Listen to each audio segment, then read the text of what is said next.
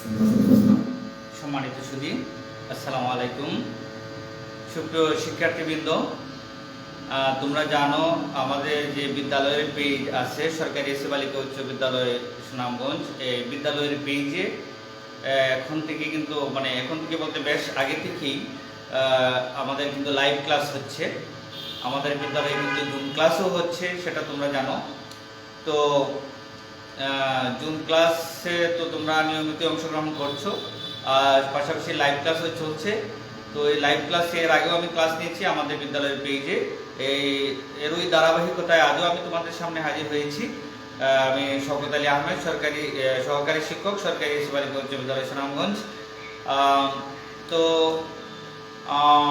আমি আজ তোমাদের সামনে নবম ও দশম শ্রেণীর বাংলা দ্বিতীয় পত্র নিয়ে হাজির হয়েছি। তো চলো কথা না বাড়িয়ে আমরা ক্লাসে চলে যাই। আজ আমি তোমাদের পাওয়ার পয়েন্টের প্রেজেন্টেশনের মাধ্যমে আমি ক্লাসটা তোমাদের সামনে উপস্থাপন করব। সুপ্রিয় শিক্ষার্থীবৃন্দ, তো চলো কথা না বাড়িয়ে আমরা ক্লাসে চলে যাই।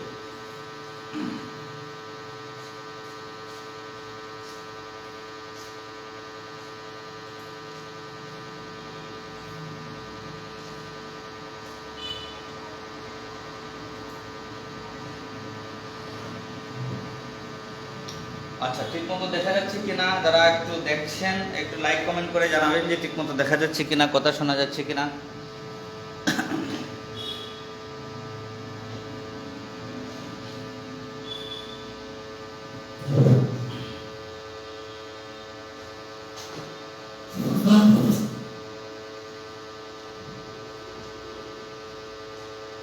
সুপ্রিয় শিক্ষার্থীবৃন্দ, তো চলো আমি তোমাদের যে ক্লাসটা নিচ্ছি সেটা নিয়ে কথা বলি। তোমরা এখানে একটা স্ক্রিন দেখতে পাচ্ছ। মূলত এটা একটা মেসেজ, এটা হচ্ছে শব্দ টব্দ বা অক্ষর যা ভাষা আন্দোলনের বাংলা ভাষার জন্য যে আমরা আন্দোলন করেছিলাম, এরকম একটা স্ক্রিন। এটা জাস্ট একটা কভার, মানে কন্টেন্টের একটা কভার স্ক্রিন দিলাম আর কি। আমি পরবর্তীতে যাই।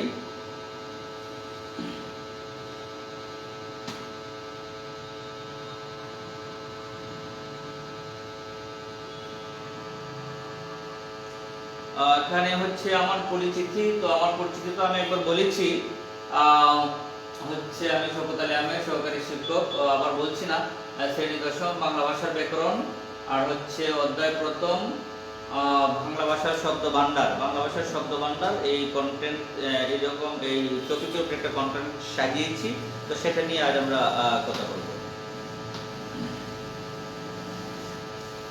ঠিক আছে, দেখতে পাচ্ছি যে করছে দুজন লোক কথা বলছে একে অন্যের সাথে। হ্যাঁ, এরকম একটা স্ক্রিন এখানে আছে।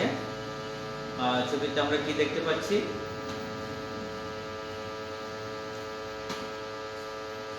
দুজন একে অন্যের সাথে কথা বলছে, অর্থাৎ একজন অন্যজনের সাথে শব্দ বা ভাব বিনিময় করছে। স্ক্রিনটা থেকে আমরা কি দেখতে পাচ্ছি? দুজন একে অন্যের সাথে কথা বলছে, অর্থাৎ একজন অন্যজনের সাথে শব্দ বা ভাব বিনিময় করছে।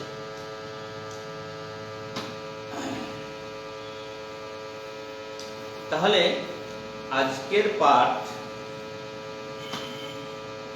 উৎপত্তিগতভাবে শব্দের শ্রেণীবিভাগ। আজ আমরা করব উৎপত্তিগতভাবে শব্দের শ্রেণীবিভাগ। নিশ্চয়ই পর্যন্ত যারা দেখছেন একটু লাইক কমেন্ট করে জানাবেন যে ঠিক আছে কিনা।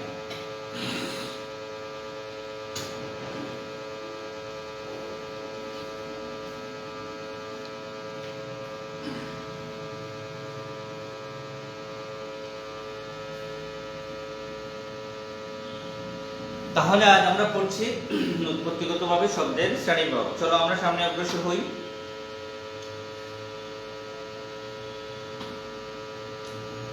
আমরা এই আজকের ক্লাসটা থেকে শিখব শব্দ কি তা বলতে পারবে, মানে তোমরা এই ক্লাসের পরে শব্দ কি তা বলতে পারবে, উৎপত্তিগতভাবে শব্দের শ্রেণীবিভাগ বর্ণনা করতে পারবে। উৎপত্তিগতভাবে শব্দের শ্রেণীবিভাগ বর্ণনা করতে পারবে। তো দেখো নিচের শব্দগুলো লক্ষ্য করি। এখানে কতগুলো শব্দ আমরা লক্ষ্য করি? ক প্লাস ল, ক প্লাস ল প্লাস ম মিলে কি হলো কলম। ক প্লাস ল প্লাস ম মিলে কি হলো কলম। তদ্রূপ আমরা একটু লক্ষ্য করি ব প্লাস ভ, ভ প্লাস ব প্লাস দন্ত ন মিলে কি হলো ভবন।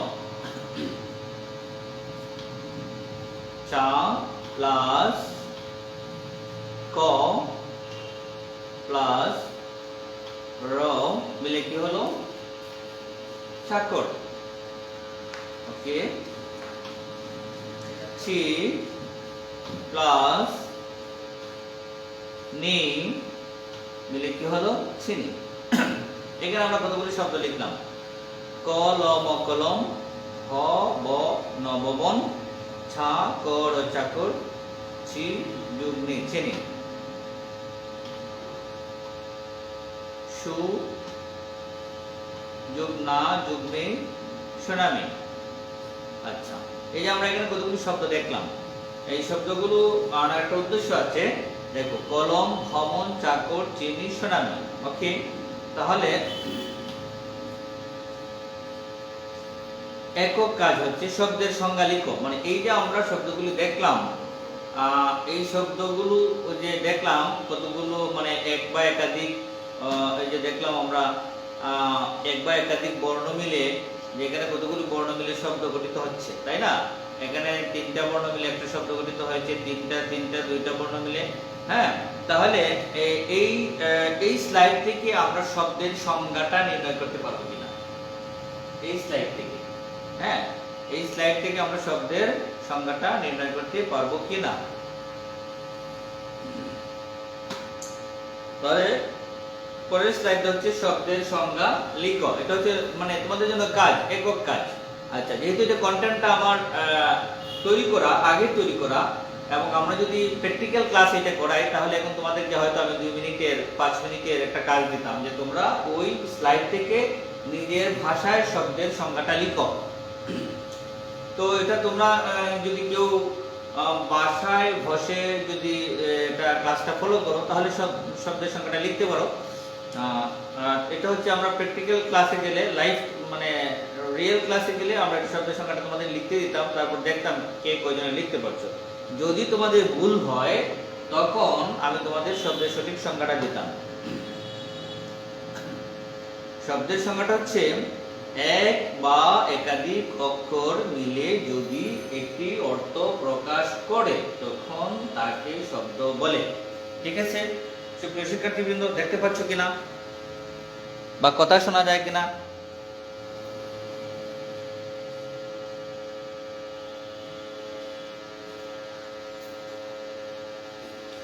আচ্ছা, তাহলে আমরা কি বলতে পারি? এক বা একাধিক অক্ষর মিলে যদি একটি অর্থ প্রকাশ করে, তখন তাকে শব্দ বলে। তাহলে আমরা পড়বো আজ উৎপত্তিগতভাবে শব্দের শ্রেণীবিভাগ। কি পড়বো আমরা? উৎপত্তিগতভাবে শব্দের শ্রেণীবিভাগ। উৎপত্তিগতভাবে শব্দকে 5 ভাগে ভাগ করা হয়। উৎপত্তিগতভাবে শব্দকে কয় ভাগে ভাগ করা হয়েছে? 5 ভাগে। এই যে দেখো, 1 নম্বর আছে তৎসম শব্দ, তারপর অর্ধ তৎসম শব্দ, তদ্ভব শব্দ, দেশি শব্দ, বিদেশি শব্দ। তাহলে আমরা কি বললাম? উৎপত্তিগতভাবে শব্দকে 5 ভাগে ভাগ করা হয়েছে। তৎসম শব্দ, অর্ধ তৎসম শব্দ, তদ্ভব শব্দ, দেশি শব্দ, বিদেশি শব্দ। ঠিক আছে, আমরা পরের স্লাইডে। আচ্ছা, প্রথমে আসে তৎসম শব্দ। তাহলে তৎসম শব্দটা কি? আমরা আসলে এটা একটু সংজ্ঞা জেনে নিই। তৎসম শব্দ কোথা থেকে আসে? এটার সংজ্ঞাটা যদি আমরা একটু দেখি, তাহলে দেখব যে তৎ অর্থ তার, সম অর্থ সমান, তৎসম শব্দের অর্থ তার সমান, অর্থাৎ সংস্কৃতের সমান। যে সকল শব্দ সংস্কৃত ভাষা থেকে সরাসরি বাংলা ভাষায় প্রবেশ করেছে, সে সকল শব্দকে তৎসম শব্দ বলে। যেমন চন্দ্র, সূর্য, গ্রহ, নক্ষত্র, ভবন, ধর্ম, পাত্র, মনুষ্য ইত্যাদি। এটা হচ্ছে মোটামুটি তৎসম শব্দের সংজ্ঞা এবং উদাহরণ। আমি এটা আবার পড়ছি, খেয়াল করো। তৎ তার, সম অর্থ সমান। তৎসম শব্দের অর্থ হলো তার সমান, অর্থাৎ সংস্কৃতের সমান। যে সকল শব্দ সংস্কৃত ভাষা থেকে সরাসরি বাংলা ভাষায় প্রবেশ করেছে সে সকল শব্দকে তৎসম শব্দ বলে। যেমন চন্দ্র, সূর্য, গ্রহ, নক্ষত্র, ভবন, ধর্ম, পাত্র, মনুষ্য ইত্যাদি। ঠিক আছে, আমি পরের স্লাইডে যাই। পরের স্লাইডে হচ্ছে অর্ধ তৎসম শব্দ। তো অর্ধ তৎসম শব্দ কি? তৎসম বুঝাই যাচ্ছে, তৎসম এবং অর্ধ তৎসম মানে কি? আধা, তৎসমের অর্ধেক। ঠিক আছে, যারা দেখছেন একটু একটু কমেন্টস করে জানান যে ঠিকমতো দেখা যাচ্ছে কিনা অথবা সাউন্ড শব্দ শোনা যাচ্ছে কিনা। ঠিক আছে, তো অর্ধ তৎসম শব্দ হচ্ছে অর্ধ তৎসম শব্দ। আমরা এটা একটু সংজ্ঞায় যাই। দেখো, যে সকল শব্দ সংস্কৃত ভাষা থেকে কিঞ্চিত পরিবর্তন হয়ে বাংলা ভাষায় প্রবেশ করেছে সে সকল শব্দকে অর্ধ তৎসম শব্দ বলে।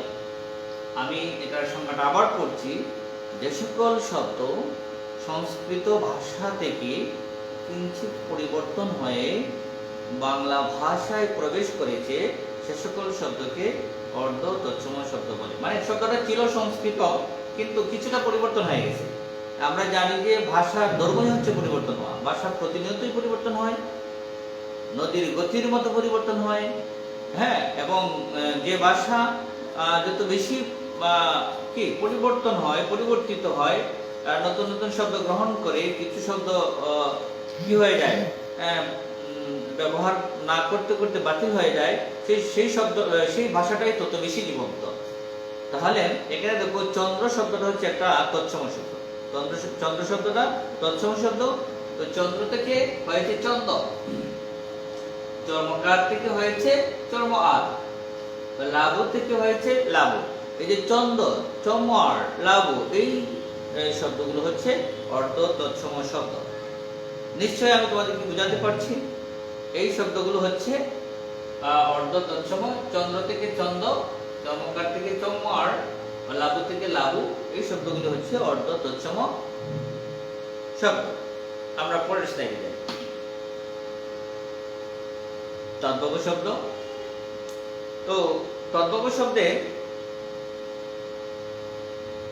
সংজ্ঞাটা আমরা একটু দেখে নিই।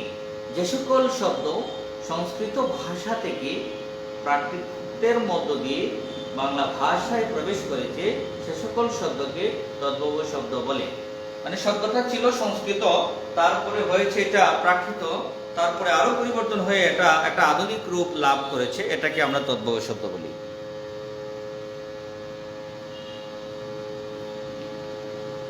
ঠিক আছে, তাহলে যে সকল শব্দ সংস্কৃত ভাষা থেকে প্রাকৃতের মধ্য দিয়ে বাংলা ভাষায় প্রবেশ করেছে সে সকল শব্দকে তদ্ভব শব্দ বলে। যেমন চন্দ্র থেকে হয়েছে চন্দ, চর্মকার থেকে চমর থেকে ছামার, চন্দ্র থেকে চন্দ্র, চন্দ্র থেকে চাঁদ, চর্মকার থেকে চমর, চমর থেকে চামার, লাবু থেকে লাবু, লাবু থেকে লাউ। তাহলে এই যে চাঁদ, চামার, লাউ, এগুলো হচ্ছে তদ্ভব শব্দ। মানে শব্দগুলো কি হয়ে গেছে, সরলীকরণ হয়ে গেছে বা আধুনিক হয়ে গেছে। আচ্ছা, আমরা যদি পরের স্লাইডে যাই, তাহলে দেশি শব্দ। দেশি শব্দ কোনগুলি? বাংলাদেশের আদিবাসী অধিবাসীদের, যেমন ধরো কুল, মুন্ডারি, এরা হচ্ছে আদিম অধিবাসী। হ্যাঁ, মানে আমাদের এই উপমহাদেশের আদিম অধিবাসী। এই প্রবৃত্তি ভাষা ও সংস্কৃতির কিছু কিছু উপাদান বাংলায় রক্ষিত রয়েছে। এসব শব্দকে দেশি শব্দ বলে। যেমন ধরো আমাদের দেশি শব্দের সংখ্যাটা খুব কম, যেমন কোলা, গঞ্জ, চুঙ্গা, টুপর, ডাব, ডাগর, ঢেকি ইত্যাদি। ঠিক আছে, আমরা পরের স্লাইডে যাই। বিদেশি শব্দ। পরের স্লাইডে কি? বিদেশি শব্দ। তো বিদেশি শব্দে আমরা দেখব যে রাজনৈতিক, ধর্মীয়, সাংস্কৃতিক, ও বাণিজ্যিক কারণে বাংলাদেশে আগত বিভিন্ন ভাষাভাষী মানুষের বহু শব্দ বাংলা ভাষায় স্থান করে নিয়েছে। এসব শব্দকে বলা হয় বিদেশি শব্দ। তাহলে আমি আবার পড়ছি, রাজনৈতিক, ধর্মীয়, সাংস্কৃতিক, বাণিজ্যিক কারণে বাংলাদেশে আগত, বাংলাদেশ মানে এই উপমহাদেশে, ভারত উপমহাদেশে আগত বিভিন্ন ভাষাভাষী মানুষের বহু শব্দ বাংলা ভাষায় স্থান করে নিয়েছে। এসব শব্দকে বলা হয় বিদেশি শব্দ। যেমন ধরো, এখানে আরবি শব্দ আছে আল্লাহ, ইসলাম, ইমান ইত্যাদি। ফার্সি শব্দ আছে আদমি, আমদানি, জানোয়ার ইত্যাদি। ইংরেজি শব্দ আছে ইউনিভার্সিটি, কলেজ, স্কুল ইত্যাদি ইংরেজি শব্দ। আবার পর্তুগিজ শব্দ আছে আনারস, আলপিন, আলমারি ইত্যাদি।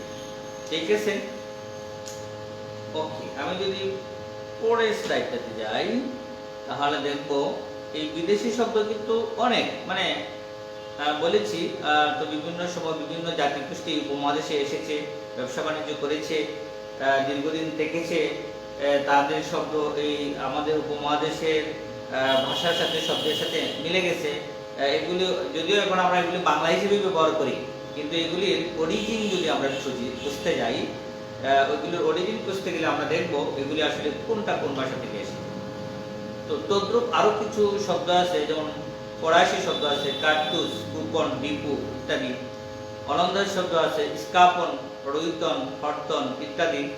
গুজরাটি শব্দ আছে খদ্দার, হরতাল ইত্যাদি। পাঞ্জাবি শব্দ আছে চাহিদা, শির ইত্যাদি। এমন আরো কিছু শব্দ আছে, যেমন তুর্কি শব্দ আছে চাকর, চাকুর, চাকর, ছাকু, থোপ, দারোগা ইত্যাদি। তারপরে হচ্ছে চীনা শব্দ আছে চা, চিনি ইত্যাদি। মায়ানমারের শব্দ আছে লুঙ্গি, পঙ্গি ইত্যাদি। জাপানি শব্দ আছে রিস্কা, হারিকি ইত্যাদি। ঠিক আছে, আমরা যদি এখন তোমাদের একটা দলীয় কাজ দিই, দলীয় কাজ যদিও ভার্চুয়ালি সম্ভব না, এটা আমার আগের তৈরি করা।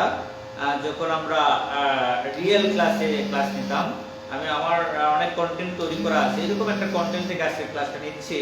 তাই দলীয় কাজ হচ্ছে তোমরা লিখে রাখতে পারো, বাসায় বসে করতে পারো।